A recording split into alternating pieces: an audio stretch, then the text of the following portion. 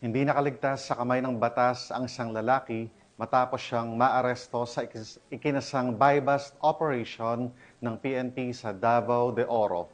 Tinutukan yan ni Patrolwoman Aldin Cañazares. Isang lalaki na kilala sa alias na Mel sa isinagawang buy-bust operation ng mga operatiba ng Mako Municipal Police Station katuwang ang Philippine Drug Enforcement Agency Davao de Oro noong gabi ng Oktubre 13 taong kasalukuyan sa Purok 3, Barangay San Juan, Mako, Davao de Oro. Na-recover mula sa suspect ang 3 heat shield sachet na hininalang shabu, 3 bukas na sachet na may bakas ng shabu, isang improvised tutor na may residue, isang pouch at isang 500 pesos marked money.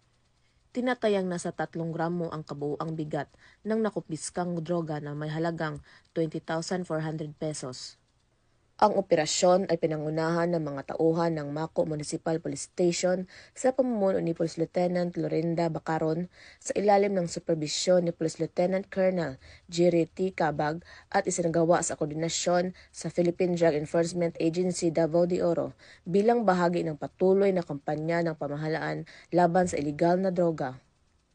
Ang suspect ay nasa kustodiya na ngayon ng Mako Police Station at naharap sa kasong paglabag sa Republic Act 9165 o ang Comprehensive Dangerous Drugs Act of 2002. Patuloy ang panawagan ng mga otoridad para sa pakikiisa ng publiko sa paglaban sa legal na droga upang matiyak ang kaligtasan at kaayusan ng mga pamayanan sa Davao Region. Mula dito sa Police Regional Office 11, ako ang inyong PNN correspondent, Patrolwoman Aldin Cañazares, alagad ng batas, taga-taguyod ng Balitang Pulis.